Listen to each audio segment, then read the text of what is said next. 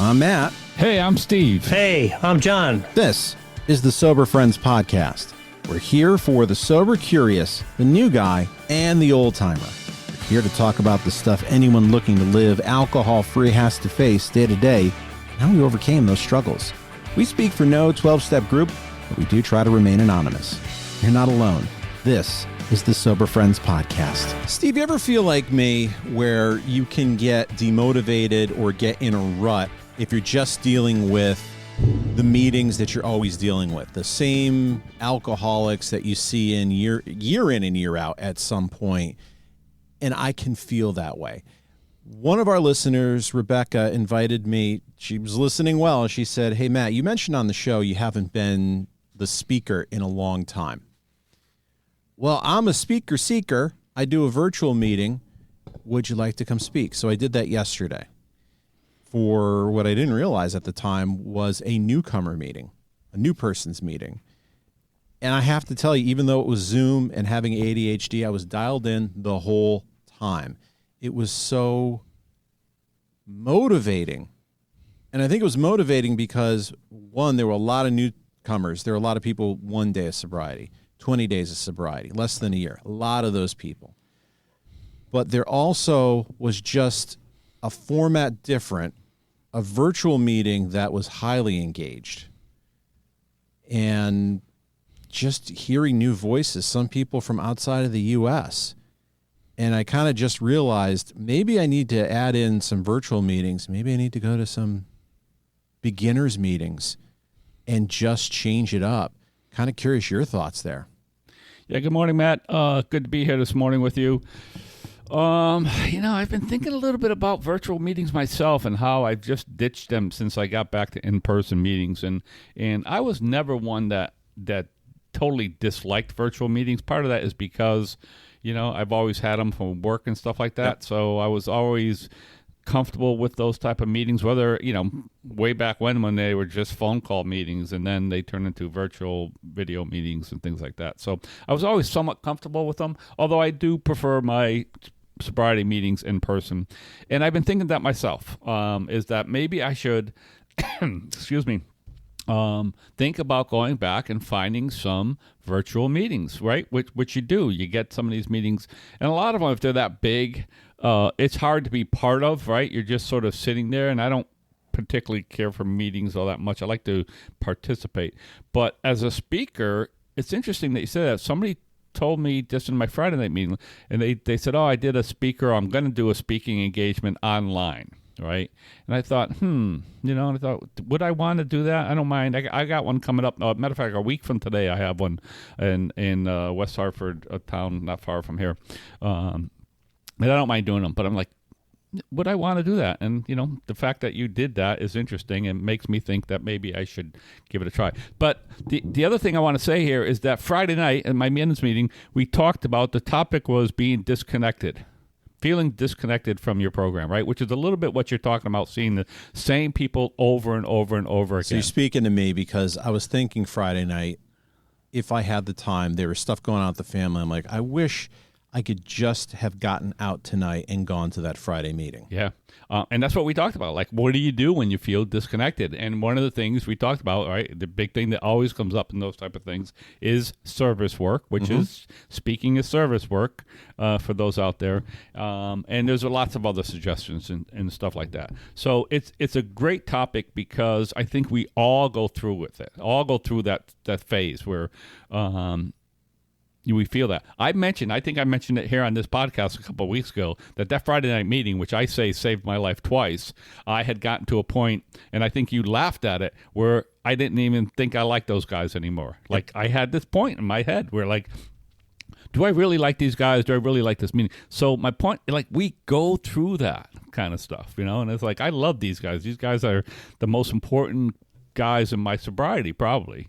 And so we go through it, and we got to figure out ways to, what do we do about it, right? What do we do about it? And listen, you had an opportunity, and instead of saying, no, I don't want to, I'm too busy, all those excuses that we can come up with, you took it and did it. And like you said, you're dialed in. It was good.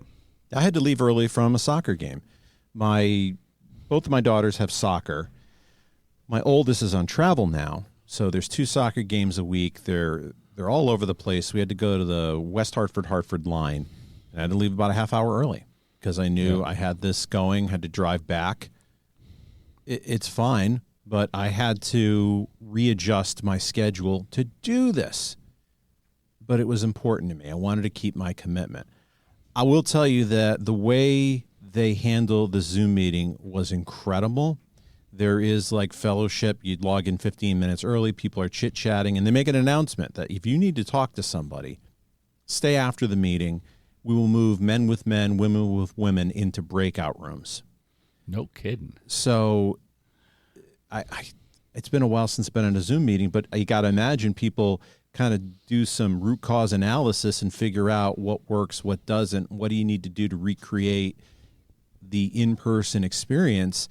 And I love that idea of, okay, we'll throw you into a breakout room, and the people who are in the breakout room are there because they either want to fellowship, want to help, or need help. So that was well organized and very effective. I really like that. I think I might start going to some of their meetings. They have them like every day, like 3 times a day, so they can take advantage of the time zones. I mean, it's really well thought out. Yeah. I'll put a link. I'll put a link in there. Put a link up there. I'd be interested in checking it out too, see what it's about. It just shows you the dedication that some people have to service work, right? That's service work, right? That somebody has done that. Somebody's willing to run that thing, and I'm sure it's a group of people. Run that thing, make sure there's meetings there, and then have figured out. I mean, I don't know how to do breakout rooms like that. I don't know how to do that, but somebody has figured out how to do some of that stuff, so that they can have that fellowship and that conversation in much smaller groups. And one of the things that I talked about one of the things when I shared on Friday night, as I said, is that when I feel disconnected, and again, I go through that like everyone else does, one of the things that works for me, and I think that's what happens in the meeting that you talked about, that online meeting, is that when I feel disconnected, I like to go to small group meetings, right? And I know a few of them. You know, our buddy Timmy's house, Edson's house. Those Timmy's house is not always that small anymore. I mean, you can get 20 guys, but it still feels more intimate. And Edson's house is, maybe a dozen guys, but mostly guys that I know, and I find that helps me to reconnect, right? It helps me to reconnect myself with the program and guys that are important to me. Like I said, both of those guys I mentioned are part of the Friday night group. So that when I try something different with them, I realize, no, I like these guys. I love these guys, and it gets me out of that mode of feeling disconnected. So it just shows you like what a great opportunity and different ways to do service work for all of us, right? It really sounds like a fantastic group. They had a security team. There's like 5 or 6 people who just kind of scan through. Right. And if you don't belong there, or if there's something that shouldn't be, you're bounced, or they do whatever they can to keep the meeting safe. It's like granted, it's been 5 years since COVID. So I think you figured this stuff out, but it's like, wow, they figured out everything. Right.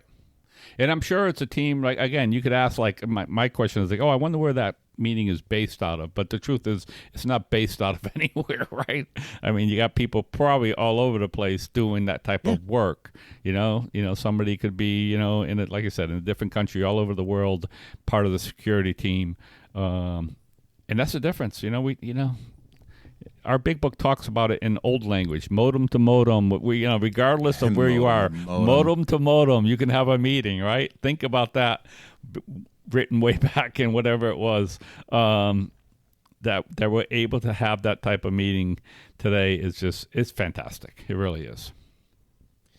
What I like about some of these Zoom meetings that don't have a location, that have an international audience, is much like in New England where we are, you have regionalisms. Right. So in New England, you're going to hear the term grinder. A grinder in some places is an app. For here, it's sandwich. You might call it a sub somewhere else. Right. We have these regionalisms that we do some things just a little bit different. My buddy Mark S. on the Recovered Cast, in Michigan, they have table meetings where you can walk in, and there's a whole bunch of tables set up, and depending on what table you sit at is a different topic. So you have multiple topics in one meeting. That's a regionalism to places like Michigan. So if you're in one of these Zoom meetings, you kind of get the best of wherever people are. So you get to experience a different setup than what you're used to. And sometimes I just get sick of the setup that I have. Right. I went with a newcomer about a year ago to a meeting out in Avon where they have a speaker meeting on a Saturday night, and they had a different setup. Well organized. I like seeing how people do different things and what's the best practice there. But I think it's just familiarity breeds contempt. I don't dislike a meeting I go to. I just don't dislike the people. You just have heard it, and it becomes just too routine. You know, it's interesting you say that because I like seeing different things like that too, not only in meetings but in life. And it's funny, I was just thinking about that. A neighbor, a couple houses over, so we share a backyard where I could look over into his yard. And they've been doing a lot of work on their house since they moved in there. And they have this beautiful porch in the back that looks out we back up to woods. They have a pool, and they've started to do some work. They have done a lot of work on the house, and this part has not been worked on. They've started to do some work. And this is what I was thinking just yesterday. I'd love to go over there and see what they're doing because I get ideas for myself, right? Go over there and say, hey, Hans, what you doing? What are you doing? Like, oh, look, that's good. That's nice. It's the same thing with the programs. I do the same thing. I love going to different meetings, although I do it less today than I used to do it because, number one, it does exactly what you talked about, right? It exposes you to different people. It exposes you to different ideas, different programs, different setups, and it helps you bring some of those back to your groups. Because, I don't know, for the most part, things do get stale, right? Yes. They get stale. I years ago, when I was a big church-going man, I'd done some church retreats and stuff like that because I was a leader in the church I was going to. And one of the things they talked about was organizations within our church, within our parish, right? And I can remember the priest at the time leading it, the rector, he was saying, like, what happens with people is there's this old organization which is within the church. There was an organization called Girls Friendly, which was an organization of women led by an older woman, and it was losing support. And the point that he'd made, which I'll never forget, is that everything has a life cycle. It becomes popular, it's really, really good, and then there's a death of everything after a while. Mm-hmm. And I've come to realize that happens to meetings too, right? That if we don't change things up, if we don't breathe new life into meetings, and that happens with a lot of different ways, either changing the format or new people coming in, things just get stale. And if they get stale and they're no longer supported, then they die. And like I said, I've seen plenty of meetings. This was very typical during COVID, where after COVID, a lot of meetings never restarted up. And I've always said that, if a meeting had great support and good people organizing it, then it would survive. And if it didn't, that just meant that there wasn't enough support. I heard people like, oh, it's just too bad that meeting's not there anymore. And I'm like, well, nobody really cared about that meeting to start it back up. So is it really too bad that it's not there? So, there's lots of things like that. Where there's a will, there's a way. Where there's interest. Perfect example of that, right, is that there used to be a big a step meeting on a Wednesday night that the Thursday night guys used to always go to, right? It was I went to that meeting for quite a while. And that died because they lost the church. That died. It went away for years. But there was enough thought about that meeting and interest in that they just restarted it up like 3 months ago in Glastonbury. I had no idea. Oh, yeah. Yeah, that meeting. And it's huge. It's 40 people. It's a great meeting. I went there a few weeks ago.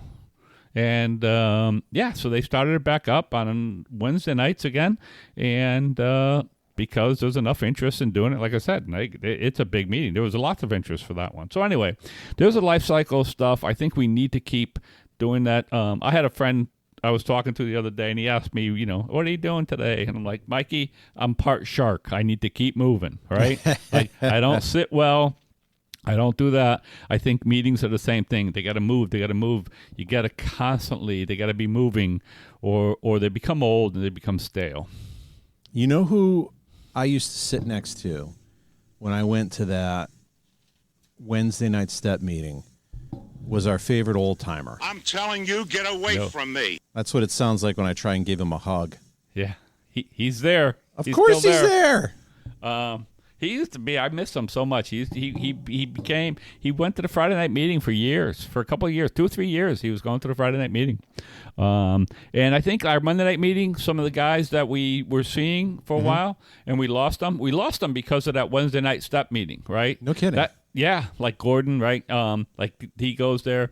Like some of the guys go there, and it's not that like it's a different format. There's only so many nights you can go out to a meeting, right? I get it. Right. So they've added the Wednesday night, and they're like, I'm not going to go to Monday night anymore, right? So that's what's happened with some of those people is that they picked up a Wednesday night step meeting, and therefore we're not seeing them at our Monday night meeting anymore. I'll have to figure out where the location of that, because Wednesday is actually one of those nights I probably could do one. Yeah. Although that used to be like an 8 p.m. meeting, which a 90-minute 8 p.m. meeting for me is tough. It's not. Yeah, check it out. I think it's a 7:30, but it still may be 90 minutes. I think they do still do a break and all that kind of stuff. They do raffles, but I think it's a 7:30 meeting, but I'm not sure. I can't remember. Yeah, those are. I hate to sound like a wuss, but those late meetings now are just tough, and I have trouble getting to sleep, getting home, and then I get to sleep late, and then I got to wake up early, and right. No, I don't like me. Listen, I don't like coming home at 9:30 or 10. By the time you leave there, you're home and it's after 10 o'clock, right? Not the end of the world, but it's just not. If you have options, it's just not my preference either. But it's like the Thursday night meeting, right? Which does that same thing. I'll pop in there once in a while just to see the guys because I know, there's a lot of guys there I know, and I don't get to see on a regular basis. Like our old cranky guy and Lucky Eddie and all those guys. Our old cranky guy. Boy, is he cranky as hell. Yeah, he's great. Yeah. He's helped a lot of alcoholics in his day. That's the key. That's what it sounds like being in a meeting with him. He really does sound like that. But he's helped a lot of people get sober and stay sober and love him. It takes a while. It does take a while to warm up to him. But that's like anything softy. Else. He is, but it's hard. And if you don't know him, I remember sitting in meetings with him going, who is this guy, right? Early on when I had no clue who he was. Like, who is this guy, But once I got to know him, he's easy to love. He'll yell at people in the meeting, and 100% of the time that I've seen him pop off at somebody, that other person has deserved it. That they said something happened so egregious that he had to put him in their place. Yeah, not only that, he just, listen, we get to this point and we're, sliding off topic here, but it's about recovery. Where it's choices, right? I mean, his point is once you get here, and he's pretty simple with his message. Once you get here and you got sobriety, it's all about choices you make. And he's right with that, right? That's what he's about. And he's like, once you get here and you figure out the program and you put some sobriety under your belt and you see what the options are, then it's your choice whether you drink or pick up or whatever you don't. And that's his whole point. Like he doesn't. And listen, he'll love you, but it's no bullshit. It's no holds barred. Like he's not taking the excuses, right? Bullshit.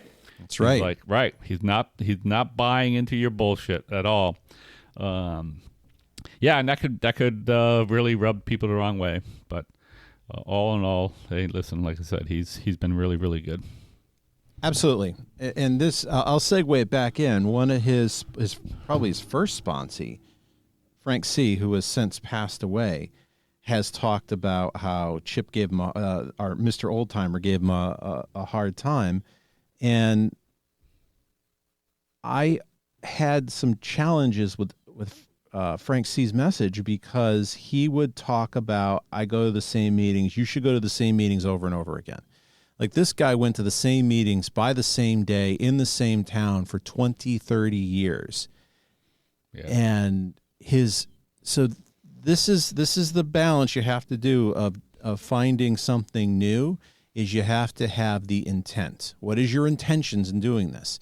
And his point is, if you're not going to the same meetings, you're not being held accountable by the same people. Right. You're not making those connections, that you're just escaping accountability to find a new group of people. I understand that point. I cannot do the same meeting. Maybe I can do a home group for 20, 30 years. But the idea of I'm going 4 nights a week to the same meetings for 30 years, I'm going to bash my head into the wall. I can't do that. It's like eating Honey Nut Cheerios for the next 30 years. I love Honey Nut Cheerios, but I can't do it every day. Right. But I do think that's right. That's a personal preference, right? Some people, like certain things. And I don't think we're certainly not advocating to go to the same meeting over only the same meetings. I too agree that I believe that you need a couple meetings, at least one, maybe a couple, that you go to regularly, right? That you know the people and they know you, and they, so number one is you have some fellowship with them, right? Yes. You have some contact with them inside and outside of the rooms, so that you can be held accountable. Not only can you be held accountable, but you have that lifeline. Listen, we talk about it all the time. You need a lifeline. You need somebody that when the shit hits the fan, you need people who, and that could be a lot of people in your phone, but there are certain people that you just know will pay a lot more attention to that. I mean, there's people that I know that if I call them, they will leave work, right? Yep. They will leave work in the right circumstances to come help you. They won't just talk to you on the phone. They will drop what they're doing if they have to, if they can, and come to your aid. Not everybody's like that, right? Not everybody's like that. So you need those meetings. And what I think what we're talking about is when you're looking at it, it's all about, it's all about me when I get that situation, right? And it's one of the things I shared. Again, the other thing I shared on Friday night was, if I'm feeling disconnected, the first thing I have to do, maybe I need to do something about it, but the first thing I have to do, and this is part of our program, is for me to figure out, why do I feel disconnected? Because it's a me thing, right? It's nothing else. It's a me problem that I'm feeling that way. Like I said, when I felt that way about Friday night, it had nothing to do with the meeting. A little bit. There was a couple things going on there, but it was more about me. So the first thing I have to do is why do I feel disconnected? Why do I feel this is there? What's going on? And if I do a little bit of work there, usually I'll uncover something that is maybe I'm not really aware of. It's not right out on the top of everything. And then, we do have to do something. And maybe that is just go to a different meeting, see some different people. I think about it all the time. I'm probably not doing enough of that just to mix it up some. Yeah, no, I know I'm not. A lot of this with me is ADHD. Yeah. And with that, it is hard to get into a new rhythm. I was dealing with this at work, that my ADHD was flaring up. I wasn't sharing as much. I wasn't engaged, and it was brought to my attention. This is kind of hard because I can't just turn it back on, but I've had to work very hard at just staying engaged for long periods of time, right, because my brain wants to go other places. It's another issue on these 90-minute meetings for me, because it's hard for me to sit in a chair for 90 minutes and not be somewhere else. Right. It's exhausting to me. No, so, I agree. I agree that can be, depending on, again, that depends on the meeting. It depends on the topic. It depends on what's coming out. But that can be a challenge for a lot of us. But usually a 90-minute meeting, right, they will take a 15-minute break or something to break that up. Which is nice that they do that. But I agree. It's a long time. And listen, we all have that. We all have that, excuse me, that period where we have trouble, we have trouble concentrating. I shouldn't say we all do that. I'm sure a lot of people don't have that. I certainly have that too. And again, that is more about my head and where I'm at in the meeting and how I'm feeling about that meeting. It's more about all that kind of stuff than it is about anything else. And I've come to realize that today, there's an old saying out there, it's quoted to a guy called the chicken, whoever he was, long before my time. And he talked about, I was the problem, I am the problem, I always will be the problem, right?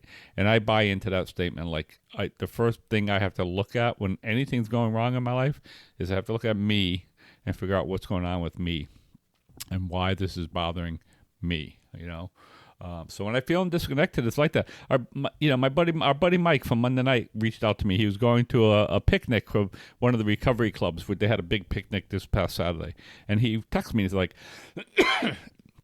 "Hey Steve, there's a guy who always irritates the hell out of me." And he goes, he always says stuff, and it gets under my skin. He goes, how do you think I should handle it? So I gave him some feedback on it, right? I gave him some feedback. And I said, here's what you can do. You can avoid them, right? I told him, you can avoid them. If you can't avoid them, you can ignore them if you're in a group of people. You just ignore them. And I said, if that's and if you can't even do that, then I said, kill them with kindness. Just say nice things.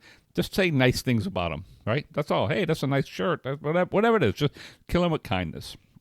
And then I sent him a separate text, and I went, but the truth is, it's really about you. Yes. Right? It's about you letting him get under your skin. Right? Like, it's a you thing, not a him thing. He is who he is. So that's one thing that the program has taught to me, is that I'm responsible, and I'm responsible for myself, and I'm responsible for my actions. It's the other thing. I'm not responsible for my thoughts because they happen. I can't always control them, but I am responsible for how I react to those thoughts in my actions. I will say this. Mike is incredibly quirky, and if you have problems with Mike, you have the problem, because there is nothing but genuine goodness under there. But yeah, I could see Mike. The other guy might not even be what we consider annoying. It's Mike's quirkiness, right, and how he perceives things. Yeah, absolutely. I will say this, having gone to a beginner's meeting, I like the idea of going to beginner's meetings. Here's why. If you have a beginner's meeting and there's only beginners there, that's going to be a mess. Right. How are these people going to learn how to be sober the right way? To me, a beginner's meeting is the perfect person who has a lot of sobriety and also a lot of patience, because they need people there who know what they're doing but are also good teachers. These are things that I have as a strength. Of go be a teacher, go be patient, and go share some empathy, because these are people who need to see somebody who has been sober a long time and has had challenges, and how to get them over them, and to tell them it's okay that you only have 20 days. It's okay. Like, they were somebody who was really freaking out and having 3 days of sobriety and was saying, how do I even get a sponsor? What should I be looking for? And you need somebody there to say, it's okay. And this is going to be really, really hard for you. And just look around. If you see somebody of the same gender who there's something that you like about what they say, or like about the vibe that they have in their sobriety, that's a good indication you should ask them. It's not like I got to go through a checklist. It's just, it's like picking your vice president. Is there a good vibe here? Is this somebody I can work with? Is there something there that I admire? That's probably who you should pick. Yep. And if for some reason it doesn't work out, pick another one. That's okay too. And and again, not to get off topic, but at 20 days sober, you don't. Yeah, I get it. You might be saying, "Oh, I need to do this," because that's what you hear. You need to get a sponsor. You need to do this. You need to work. But at 20 days sober, I know people hate hearing this. I don't hate hearing it. Don't drink and go to meetings, man. Yeah. Don't drink and go to meetings. And people, that's not a way to get something. No, it's not a way. It's not a long-term solution for anything, but it's a short-term solution. Right? To get you, if you're feeling shitty, if you're feeling like don't drink and go to meetings. And eventually, if you do that, then it gives you an opportunity to work out stuff, right? I mean, that's what it means to me. It gave me an opportunity. I talk about it all the time, and I worked with sponsees. They would talk guys who relapse over and over and over again. I would say one of the things I was lucky is I never picked up, like since both times I had my relapse, but it wasn't like I was in and out. And like when I came back in 2010, and I had some really shitty days and really shitty weeks and really shitty months during that time early on, I didn't pick up. And I said, it gave me a chance. It gave me a chance to work on my shit. So don't drink and go to meetings is a great message. For a short term, eventually you're going to have to find a sponsor. Eventually you're going to have to do steps. For the most part, we know people who don't do them and they stay somewhat sober. But for the most part, that's what you're going to need to do in order to have a life. Because we talked about it last week. Putting down the drink was the easy part, right? It's like it's managing my life and everything else that I've realized is my challenge, not the drinking part. Yeah, this person with 3 days sobriety, I could see the struggle on their face. If I sat them down and talked through the 12 concepts of world service, that's not the right approach. Right. Like, I can dig into the 12 concepts of world service now. Right. We overlook the whole fact that how do I help somebody get through the rest of the day sober? That may seem to me like, well, that's such a low bar.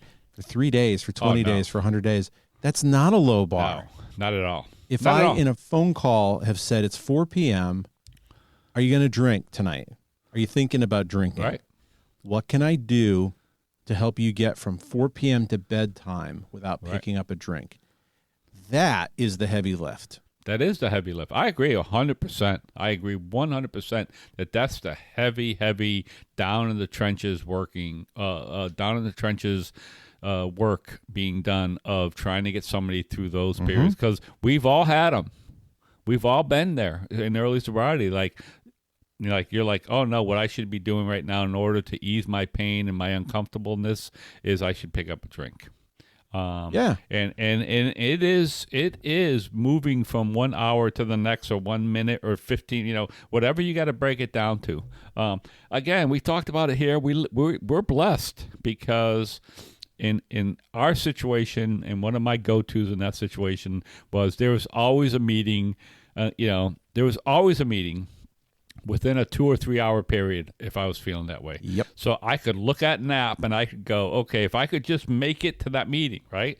And sometimes, the other thing that I've been told, right, white knuckling it does work sometimes. So if I could white knuckle it to a meeting at 2:00 in the afternoon on a Sunday, which happened to me several times, then I could get to that meeting, and that meeting would make me feel better, and I'd get some relief at that meeting. So we're lucky with that. And the truth is now, it's available too, because now there's online meetings. I'd be willing to bet there's an online meeting at every hour of the day. Oh, yeah. You just have to find it. Right. So because of the time zone changes, that you could find a meeting at every hour of the day, that in worst case, if you have the wherewithal and all the equipment, that you could get online and find a meeting. So lots of ways to stay sober these days. And like I said, it's a simple program, but it's not easy. And hopefully podcasts like this, if you got something out of this, if you value the podcast, you can always buy us a coffee at buymeacoffee.com/soberfriendspod. We love to hear from you. Matt at soberfriendspod.com, on Instagram at soberfriendspod. Nobody took the bait last week in terms of my bad mouthing of our great sport, pickleball or cornhole, which tells me everybody agrees with me on that, or right. I've just totally pissed them off. That maybe they don't agree that pickleball is our great sport of this time. But if you want to reach out with some other topic, I'll engage with you. Hey, if you've got speaker meetings that are virtual and you want me to come, or maybe even Steve, come and speak or be part of, send it my way. Absolutely. Happy to, as long as I can fit it into the schedule and it's not up against the kids' game, I'll do it. All right, Steve, thanks for a good conversation. Yeah, Matt, thank you. We'll see everybody next week. Bye, everybody. You made it this far into the podcast. That tells me you're a pretty big fan. If you like what we do and you find value in the podcast. Consider a donation at buymeacoffee.com/soberfriendspod. Your donation keeps us on the air to help out the new guy and helps us defray some of our costs. If you find value in our podcast, please consider a donation at buymeacoffee.com/soberfriendspod.